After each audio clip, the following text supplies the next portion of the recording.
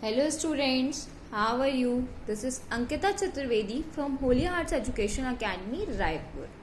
Today we are going to discuss chapter 12, that is friction of class 8 science. I know very well that the word friction is new for you. So before discussing it, let's discuss what is force. Force. The push or pull of an object is considered to be as the force. While pushing an object, the force is applied. While throwing an apple, the force is applied. But over there, two types of forces are applied. One by your hand and the second by the surface of the earth. Now, this force is being classified or categorized into two subcategories. The one is contact force and the next one is non-contact force. The word itself clarifies what is contact and non-contact force. When the two objects are directly connected to each other, then it is a contact force, and the objects are not having any direct connection, then it is called as a non-contact force. This contact force is again subcategorized into two subcategories. The first one is muscular force and the second one is frictional force. The non-contact force are categorized into three subcategories: gravitational force, electrostatic force and magnetic force. Today over here we are going to discuss the topic that is the frictional force. Before doing that, let's do an activity. We are going to rub both our palms. What we are going to observe? That while rubbing our palms, a certain heat is being generated between our palm. Have you thought why? See student, what happens? This is our one object and the second palm is our second object. The first object is going to produce its own force and the second object is also going to produce its own force. What will happen? The force produced by this is going to oppose the force produced by the second object, and due to that a force is produced, that is a frictional force, and the heat is being generated. So we can very well define frictional force as the force in which one body that is into a play opposes the force produced by the second object or the second body.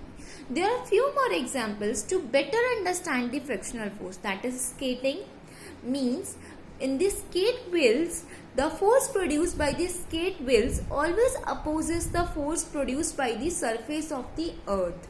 These sliders which we all have enjoyed, it is not that we are instantly sitting and we slip out. It takes a few time or a duration. Why? Because the force produced by our body is being opposed by the force produced by the surface of the slider. The next example is of a matchstick. See students, over here also we are having two bodies. This is the first body or the surface of the first body, and this is the second body and it is the surface of the second body. Over here the first body will produce its own force and the second body is also going to produce the force. Now what will happen when I am going to rub this, then at that time the force produced by this body is going to oppose the force produced by the second body, and due to this the matchstick will get enlightened. I hope so the frictional force is clear to you. But students, still the question arises, how this frictional force is caused? For this, we all are having ceiling fans at our home, and after few years our ceiling fan start producing a certain annoying voice if it is not regularly serviced. Have you thought why? What's the reason? See, this is the first body of the ceiling fan and this is the second body of the ceiling fan. Because of continuously moving or rubbing, the surface becomes rough, and due to this rough surface the annoying voice is being produced. Means the bodies are being rubbed, and over there again the frictional force is being developed, and due to this the annoying voice is being produced. So is that only rough surface produces the frictional force? No. When we are going to observe the smoother surface with a microscope, at that time we are going to find out that some irregularities are always present over there in the smoother surface. The difference between the rough surface and the smooth surface is that the rough surface always produces higher friction and the smoother surface produces the lesser friction. I hope so it will be clear for you. We can consider the next example also. We can take the example of a floor. A well-tiled floor and a floor with a cement. Over there the difference is the cemented floor is rough as compared to a tile floor. Because the tile floor is smooth, over there the chances of slipping is very high as compared to the rough floor. Because the friction produced by the rough floor is higher, that's why we don't slip out easily.